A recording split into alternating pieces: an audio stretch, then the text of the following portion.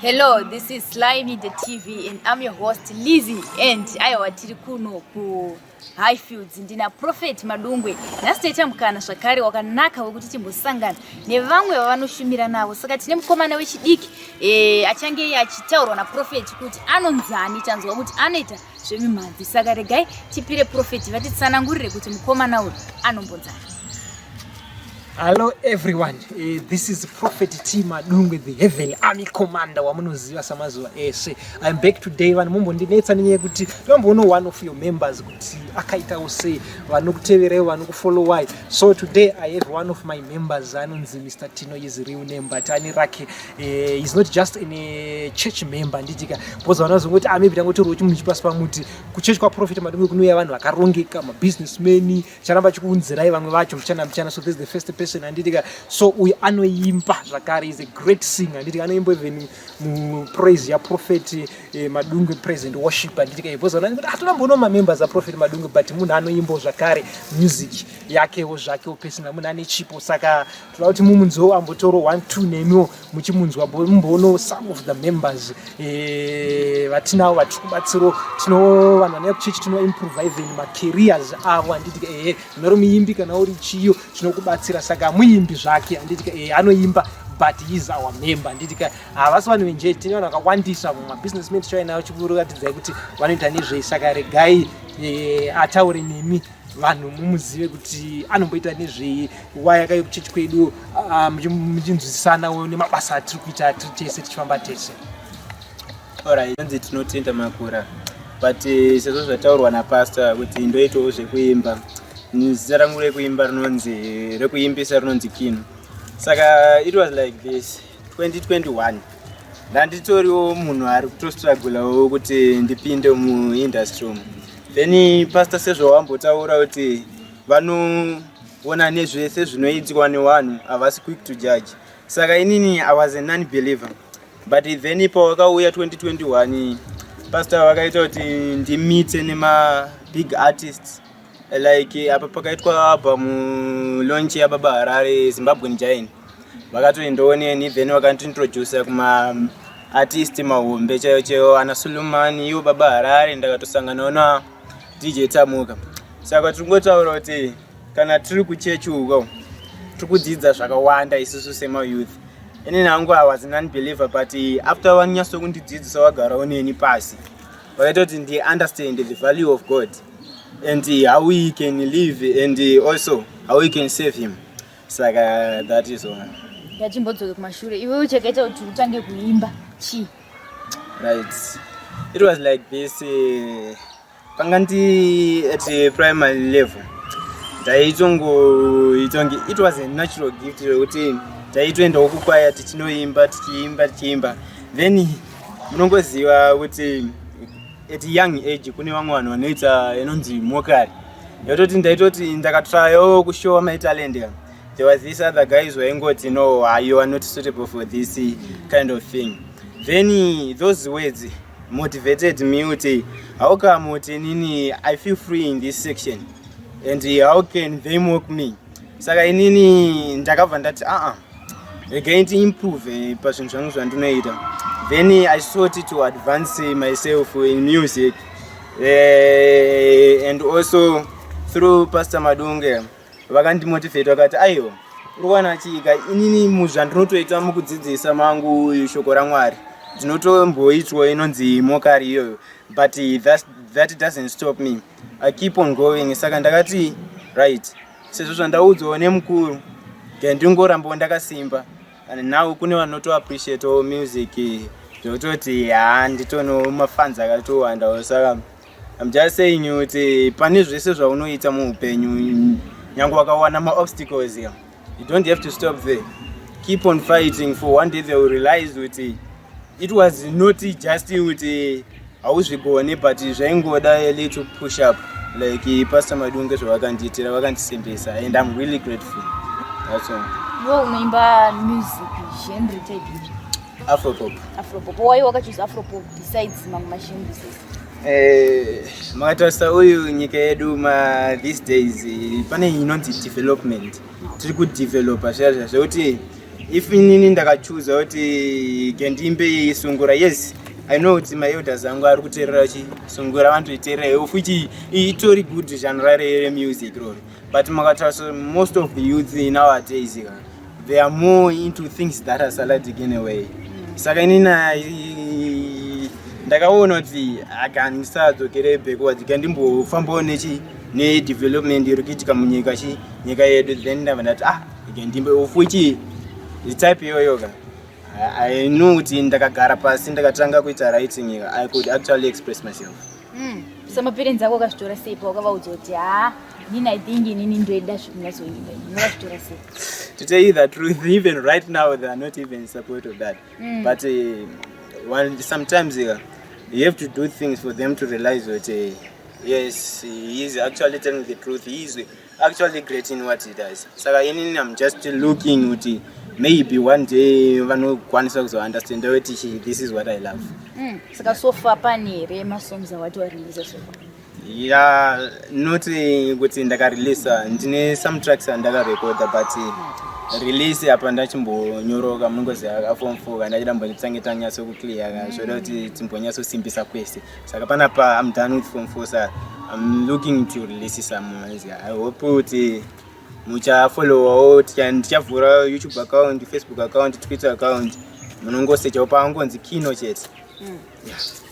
Saka ufungira here kuti zvemusic zvichazokukanganisa kuenderera mberi nedzidzo yako, because tinoziva kuti music mune mari dzakati wandei. Toti iwe watanga izvezvi kupinda music paholiday form 4 wabva wanakirwa nemari dzacho, unozoenderera mberi here kana kuti zvichabva zvatongoperera paform 4? You see, in life here, if you are good at something, it doesn't mean that you have to stop there. So just like you ndakaita zvemusic ndofanira kuita inonzi balance. It's all about time management. Kuti iwe how good are you at managing your time? Because ndakarangoti, let's say kuti ndangoita music, then ndozowana a challenge in the future, panozoita problem manje kuti ndinozotanga kurealize futi mawedzi andakaudza vabereki kuti chimboita zvechikoro, saka ndoda kungovaratidza kuti yes, imimi muri kuda zvechikoro ndozvikwanisa futi, but zvemusic izvi ndozvigona futi. Saka ndoda kuvaratidza kuti nyange ndakaita music uyu education yangu haimboaffectwa in any way. So wambotaurawo kuti Prophet vakakusanganisana nababa Harare nemamwe mabig artist. How was the feeling like? Time iyoyo yandakawaona, to tell the truth, I was astounded, because in most cases I actually ndowanzo kuwaona vari pama-TV vachiita zvinhu zvavo munozasema artist, but then mudhara akangouya vati mufana wangu, as I have preached the word of God to you, as I actually know that you are actually talented in this category, I want to introduce you to some big artists. Then nditori mushoko zvangu, nditori out of nowhere. Then parangosvika kutodai so ndibaba Harare, ndikanyatsokufara chaiko chaiko, unonzi kufara chaiko chaiko, because yange dream yangu. Sange munhu andakazoona DJ Tamuka, is a big producer utoti nini, sometimes unotombomurota achikuproducera music yako. Saka ndakafara chaiko, ndakatosvika pakutobatana nawo ndakati izvozvi ndichiringotaura nhau dzacho nokutoti guys, munhu uya ndataura naye nezvayo izvezvi ndakatomuona, ndakamuona kutoti poiri mufana wangu, is a free guy chaiye. Saka wakatora namba here because nongoziva kuti munhu anonge ari mushoko hazvizombouye mupfungwa sezvozvo. Inonayo kutongoti unotongobva ipapo zvokuti unochienda pakona pako pekuti umbonyatso kusumudza ruoko chiti thank you God, ndini here ndazosangana nemunhu akadai so. Saka pana kutombeta kana nguva yekuchinjana namba kapo?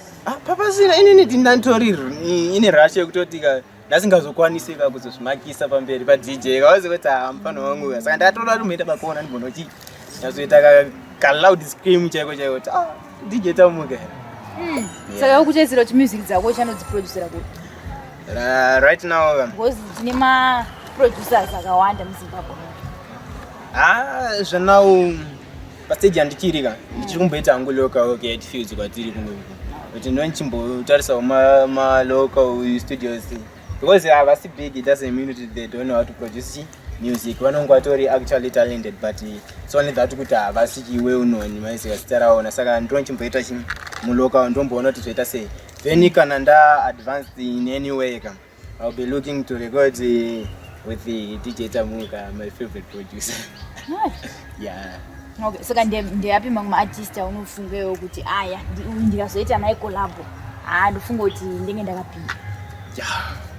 Yeah, concerning that, makatarisa K-Chaps. Okay. He actually knows how to express himself. Because makatarisa most of his songs, they are broken in some way, but they have a message. Yeah, message yachona yekutoti iwe kana uchitofila weyoyoga tori padheni vanogona kutongozvivarira utanga kutongochema wega, because anonyasa kutora nguva yake zvezvo onyasa kutaura zvaari kufila munhu. Is real. Antaura music from the deepest part of his heart, because ari kubudisa what he actually feels. Not yes kuti nini, yes I know kuti I love this, ungoita zvimwe zvezvo ungoita yezvezvo zvongoti adaenda ngobudisa music.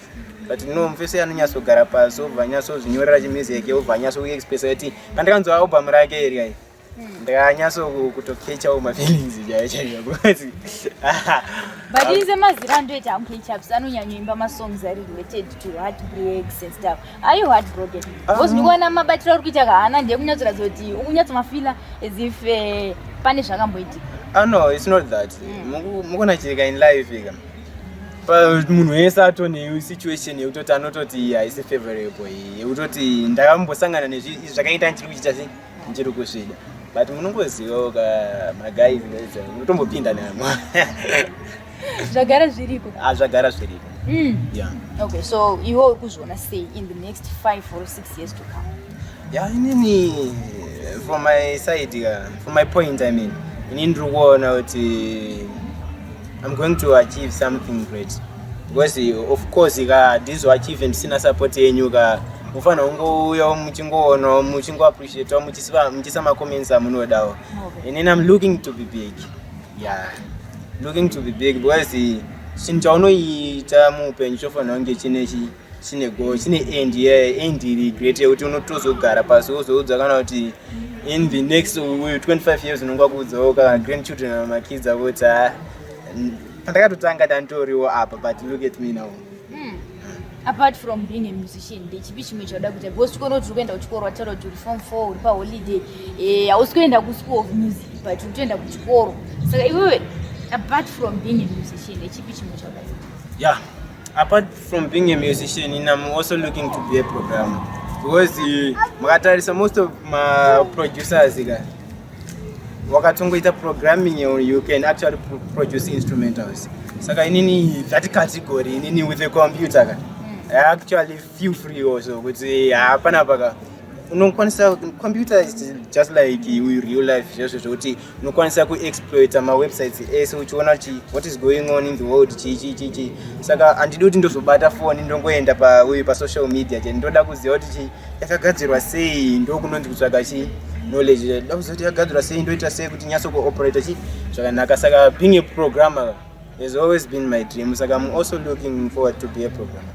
So far pane wakambogara naye artist maybe vagara vamu industry wakambogara nawo pasi uchivabvunza kuti ndeyapi mamwe machallenges anowanika zvingava zvimwe zvinhu zvinoitika music industry?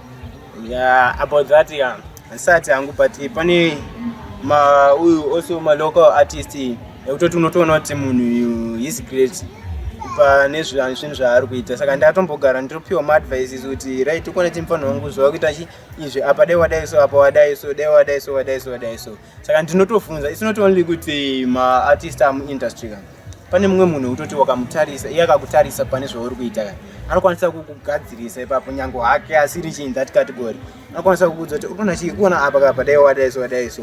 Saka way yandinotongo survive ndichiita iyoyo. Vakambokuudzera machallenges ari surround zvimachallenges angu ndofunga vasati wakufila the need to tell me, because ndichiri kudzidza maybe warida kuti ndidzidze ndegere kana kuti vachazomirira point yekuti ayo amfanira eida kurasika ngatichiita sei ngatichimuza.